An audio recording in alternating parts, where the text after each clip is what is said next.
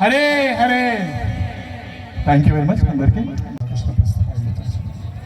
నమస్తే సరస్వతి దేవి గౌరవాణి ప్రచారాన్ని నిర్విశేష శృంగవారి పాశ్చాత్య దేశతాయ నమో మహావదన్యాయ కృష్ణ ప్రేమ ప్రదాయ కృష్ణాయ కృష్ణ చైతన్య నామిని గుర్తిసిన జయ శ్రీకృష్ణ చైతన్య. హరే కృష్ణ కృష్ణ కృష్ణ.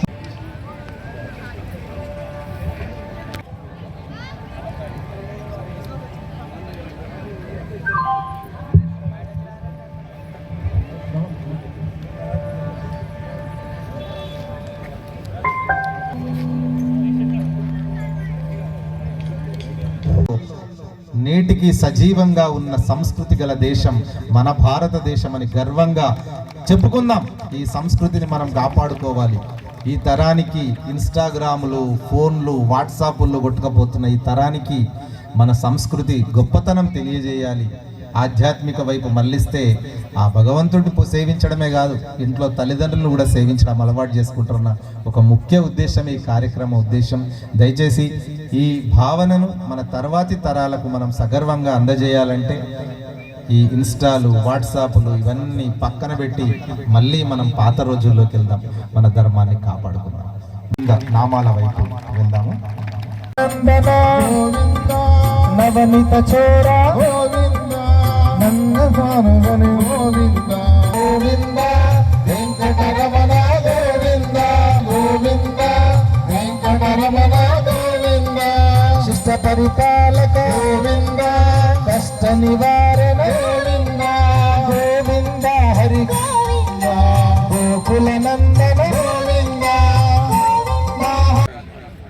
దైవనామ స్మరణలో ఇక్కడికి వచ్చినటువంటి ముఖ్యంగా మహిళా మనులందరికీ కూడా, ప్రతి ఒక్కరికి కూడా ఇంత టైం వెచ్చించి వచ్చినటువంటి మహిళా మనులు, అక్కలు, చెల్లెలందరికీ, అలాగే ఇక్కడ ఉన్నటువంటి మిత్ర బృందం, భక్తజన బృందం, అందట్లో ముఖ్యంగా విద్వాంసులు, టీచర్లు, ఉద్యోగస్తులు మరియు సామాజిక ఉద్యమకారులందరికీ కూడా మరొకసారి నమస్కారాలు చేస్తూ, పిల్లలందరూ కూడా ఎంతో ఆసక్తిగా ఈరోజు ఈ కార్యక్రమం ఏంటి, దాంట్లో ఏం జరుగుతుంది అనేది పక్కన పెడితే ఈరోజు పిల్లలందరూ కూడా దైవనామ స్మరణతోని ఉల్లాసంగా, ఉత్సాహంగా దేవుని యొక్క సన్నిధిలో ఆడుకుందామని వచ్చినటువంటి పిల్లలందరికీ కూడా నేను రాజశేఖర్, ఇక్కడ చార్టెడ్ అకౌంటెంట్గా చేస్తాను. నా యొక్క సామాజిక దృక్పథం అన్నిటితో పాటు దైవం అనే దానిపైన ఉంది కాబట్టి ఇక్కడికి వచ్చినటువంటి పెద్దల్లో ముఖ్యంగా వీడీసీ అధ్యక్షులైనటువంటి కామన్ రామకృష్ణ గారు అన్న అందరికి సుపరిచితులే. అట్లాగే సెక్రటరీ శ్రీనివాస్ అన్న, అలాగే ముఖ్యమైన వ్యక్తి క్యాషియర్ శ్రీ పెదకాపు రాజేందర్ గారు కూడా,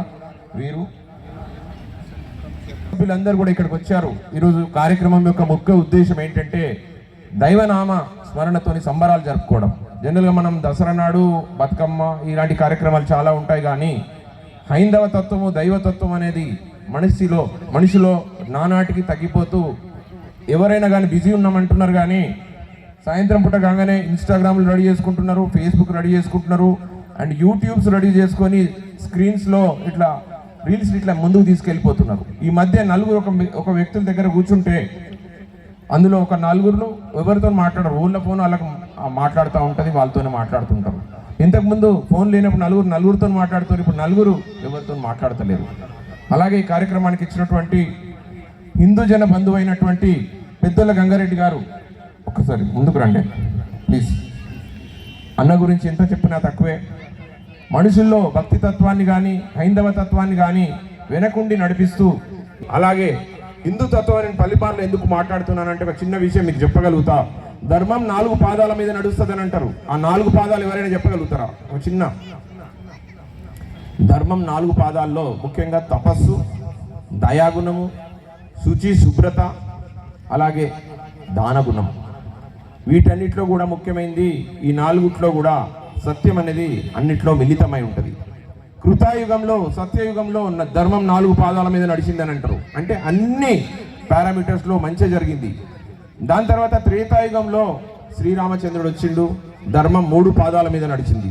అప్పుడు ఏదో ఒకటి తక్కువైపోయింది. దాని తర్వాత ద్వాపర యుగంలో శ్రీకృష్ణుడు వచ్చారు, దాంట్లో 2 తక్కువైనాయి. ధర్మము అధర్మం మధ్యలోనే శ్రీకృష్ణ భగవానుడు అందరికీ మనం బోధనలు ఇచ్చారు. ఇందాక ఇస్కాన్ టెంపుల్లో మనం వాళ్ళు చెప్పిన విధంగా.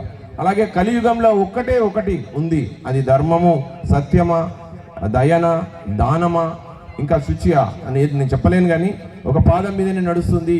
ఈ కలియుగం కూడా అంతం కాకుండా ఆ శ్రీ వెంకటేశ్వర స్వామి వారు మనల్ని అందరినీ రక్షించడానికి ఏడుకొండలవాడు వచ్చాడు. సో ఈ కార్యక్రమంలో ముఖ్య అతిథిగా మన 23వ వార్డు కౌన్సిలర్ అయినటువంటి మా బొట్టురాజు గారు, ఆ బొట్టునే తన ఇంటి పేరుగా మార్చుకున్నటువంటి మా రాజు గారు ఎంతో, అలాగే ఇంకో తమ్ముడు యువ నాయకుడు 21 వార్డ్ అరుణ్ తమ్ముడికి కూడా ఒకసారి గట్టిగా చప్పట్లు, మీరందరూ చప్పట్లు ఆపేసిరు.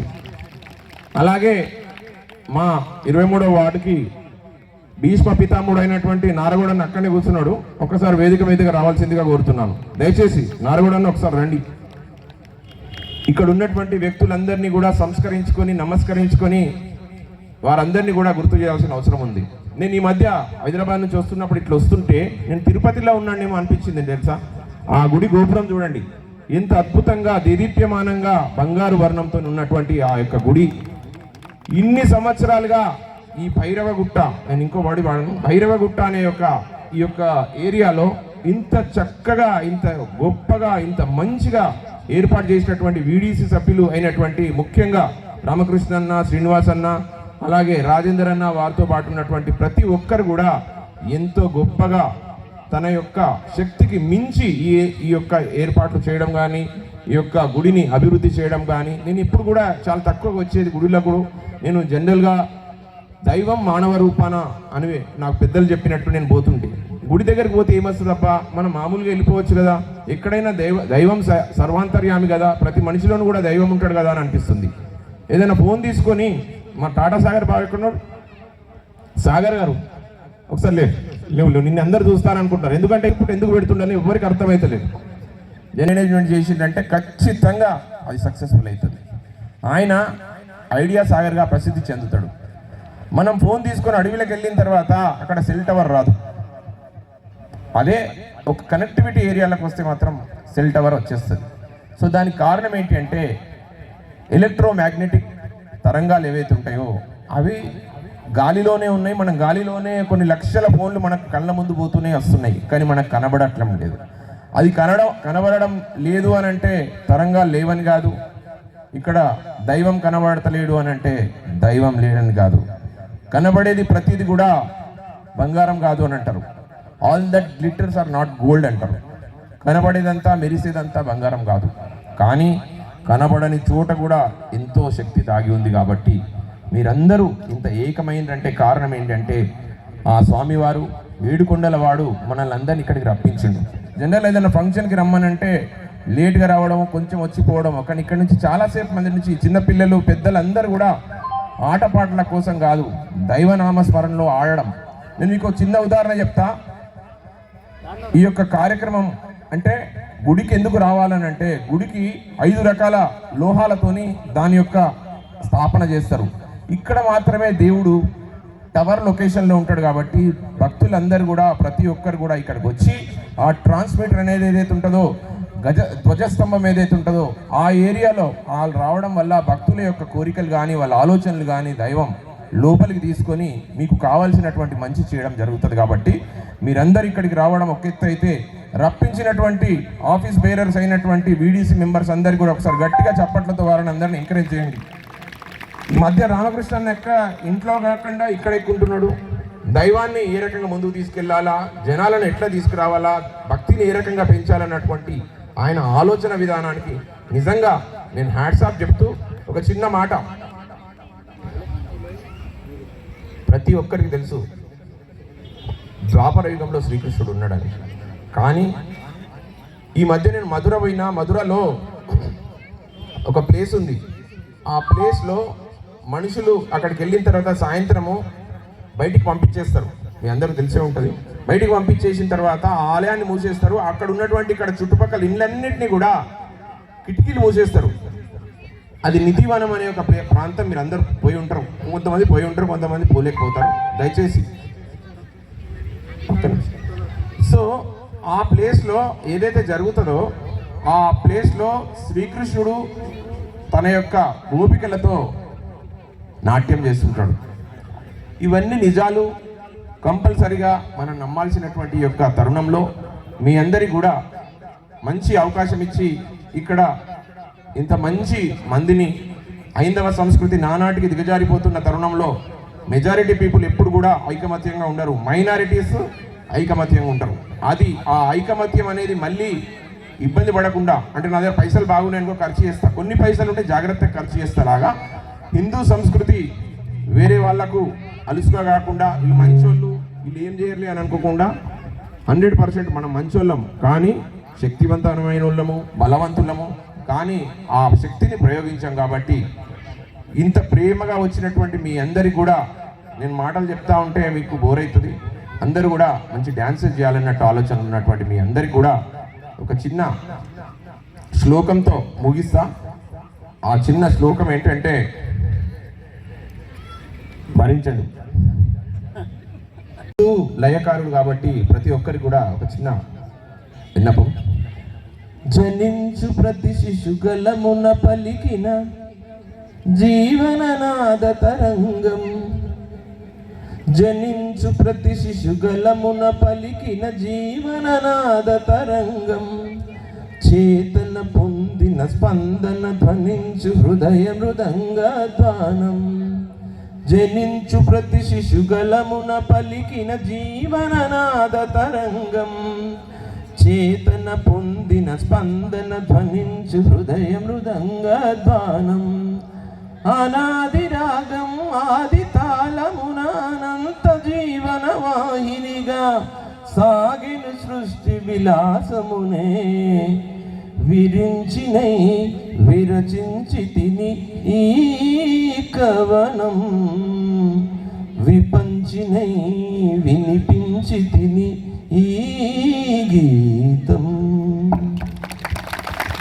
Thank you sir, thank you very much. ఈ యొక్క సాంగ్ ప్రతిసారి మా శ్రీమతికి బాగా మనసు బాధ అయినప్పుడు కానీ ఒక్కసారి పాడవా అంటది. సో ఆమెకు ఈ యొక్క సాంగ్ అంకితం చేసి దీంట్లో బావ 1 నిమిషం చెప్పి క్లోజ్ చేస్తా. బావ తల్లి గర్భంలో 9 నెలలుండి బయటికి వచ్చిన తర్వాత కేమని ఏడుస్తుంటే ఆ పిల్లవాడికి ఆ గొంతులో రాగాన్ని ఎవరు పూసింది? మనము ఒక 10 నిమిషాలు ఏదైనా ఫ్యాన్ లేని ఇంట్లోనే మనకు దమ్మేస్తుంది. అటువంటిది తల్లి గర్భంలో ఆ పిల్లవాడు 9 నెలలు అంత ప్రేమగా, అంత ఏమంటారు జాగ్రత్తగా ఎలా ఉండగలిగిండు?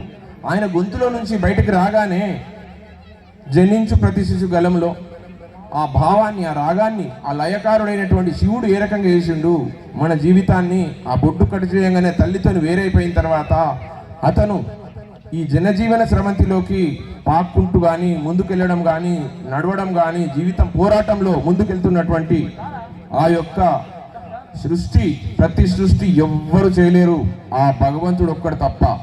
కాబట్టి భగవంతుని నమ్మను అనే వ్యక్తుల ప్రతి ఒక్కరికి కూడా నేను ఇదే చెప్తున్నా, ఏ వ్యక్తి కూడా మరి ఒక సృష్టిని సృష్టించలేరు, విశ్వామిత్రుడు తప్ప.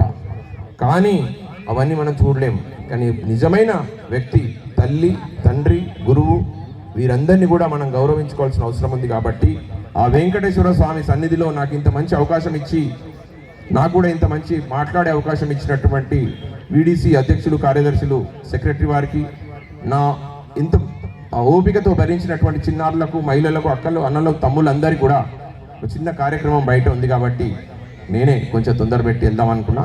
వీరందరినీ కూడా నేను ఘనంగా సన్మానించుకొని బయలుదేరదామని అనుకుంటున్నా. కాబట్టి దయచేసి ఇంతసేపు ఓపికగా మీ యొక్క సంబరాలను పక్కకు పెట్టి విన్నందుకు మీ అందరికీ కూడా మరొకసారి థ్యాంక్స్ చెప్తూ జై హింద్. రాజశేఖర్ గారు వీడీసీ తరఫు నుండి రాజశేఖర్ గారికి హిందూ ధర్మాన్ని కాపాడడానికి తన వంతు మరియు సహకారం అందించిన పెద్దల గంగారెడ్డి గారికి ధన్యవాదాలు. నాగరాజు గారికి, మళ్ళీ ఇంకో కౌన్సిలర్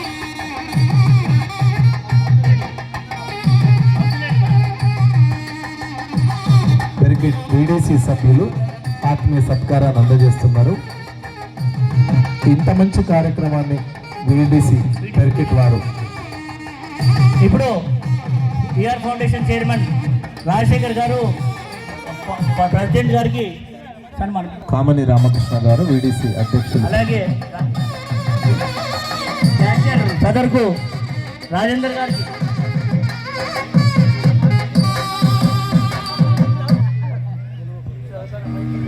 అలాగే ఈ కార్యక్రమంలో పాలు పంచుకున్న మనోహర్ గారికి. మనోహర్ సార్ గారు ఎక్కడ ఆధ్యాత్మిక కార్యక్రమాలున్నా తమ వంతు సహాయ సహకారాలు అందిస్తుంటారు. మనోహర్ గారికి, నారగోడ గారికి, అలాగే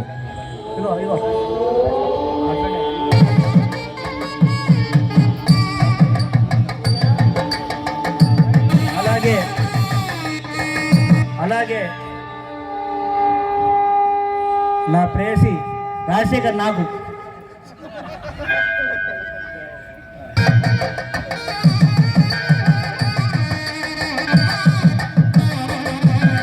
మనం ఇప్పుడు కార్యక్రమంలో జోష్కి వెళ్దాము, అందరు రెడీ ఉండాలా. ఓటు నాగరాజు గారు, ఇప్పుడు మేమేం ఆపమమ్మా, అయిపోయింది, ఇదంతా టైం మీదే.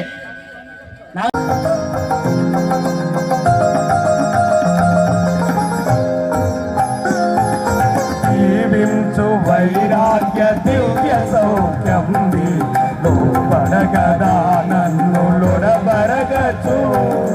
జీవించు వైరాగ్య దివ్య పంకలతో నన్ను నొడబరచుచు. పై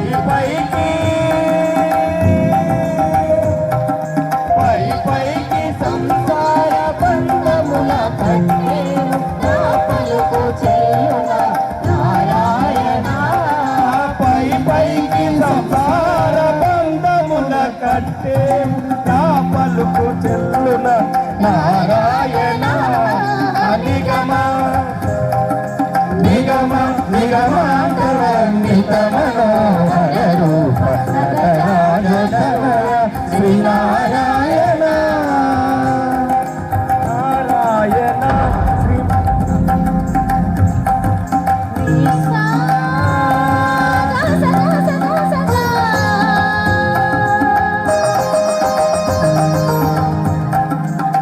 దని సగమగ సగమగ సని దసని సాదా సగమగ మగ మగని మగ సని గమగ సా. వివిధ నిర్బంధముల